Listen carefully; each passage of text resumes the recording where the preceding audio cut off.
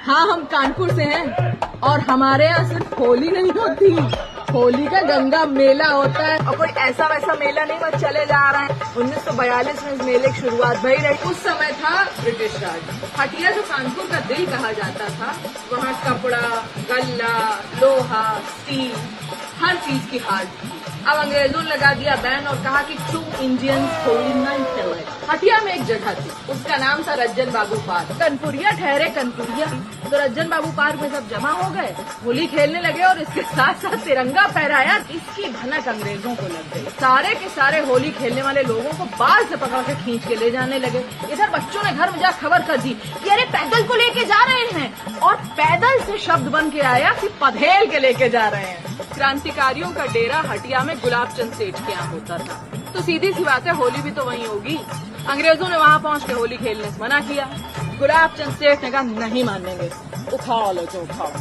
मजदूर, व्यापारी, किसान, साहित्यकार सब अपना अपना काम बंद करके सड़कों पर विरोध के लिए उतर आए। मूलचंद सेठ उर्फ मुल्लू बाबू, नौटंकी के जनक श्री कृष्ण पहलवान, जागेश्वर त्रिवेदी, पंडित मुंशीराम शर्मा सोम, रघुवर दयाल, बाल कृष्ण शर्मा नवीन, श्यामलाल गुप्ता पार्षद, बुद्धूलाल मेहरोत्रा, हमीद खान, पशुपतिनाथ मेहरोत्रा, ये जो अपना सरसैया घाट है ना, वहीं सीधे चले गए, जेल में ठूंस दिया। बताओ ये कोई बात हुई? इतनी सी बात के लिए आप जेल में लेके चले गए। इसके बाद भाई साहब कानपुर के नौजवान मुंह में रंग लगा के पूरे कानपुर का चुपचाप चक्कर लगाने लगे। इस तरह चक्कर लगा के अंग्रेजों की हर चौकी पर उन्हें घूरते हुए चले जाते। शाम को बच्चे, बूढ़े, जवान, स्त्री, पुरुष सब उसी रज्जन बाबू पार्क में आके बैठ जाते थे। किसी के घर में भाई साहब चूल्हा तक नहीं जला था। कानपुर के हर इंसान के मुंह पे ऐसे ही रंग होता रहा। इधर जेल में क्रांतिकारियों ने भी 7 दिन तक अपना मुंह नहीं धोया। बात इतनी आगे बढ़ गई थी कि बापूजी तक पहुंच गई थी। आग की तरह फैलते फैलते 7 समंदर पार चली गई।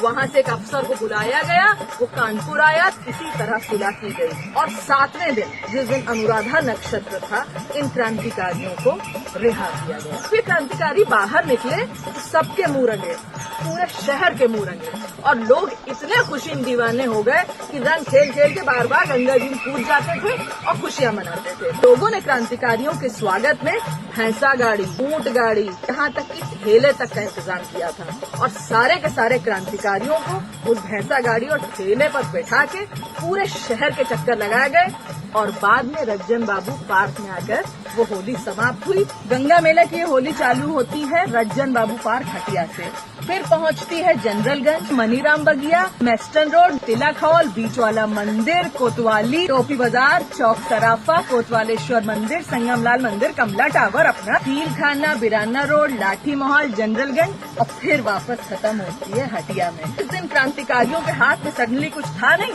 तो एक दूसरे को तरबूज गिफ्ट किए थे। हाँ, जो ये लोग कह देते हैं ना कि होली तो ऐसे लोग खेलते हैं, वैसे लोग खेलते हैं, भाई साहब होली पूरे विश्व में मनाई जाती है। बच्चे, बूढ़े, जवान, स्त्री, पुरुष सबका त्योहार है। इसका अपना धार्मिक, पारंपरिक और ऐतिहासिक महत्व है। इसलिए आपसे हाथ जोड़ के निवेदन है कि कानपुर के होली मेला का एक ऐतिहासिक महत्व है। उस महत्व को और स्वर्णिम बनाइए और महिलाओं, बच्चों, बूढ़ों, जवान सबके साथ कायदे से होली खेलिए। आप सबको होली की बहुत सारी शुभकामनाएं। हमारे सूट पे नजर न लगाओ, कानपुर का ये कैप्शन में डाल रहे हैं।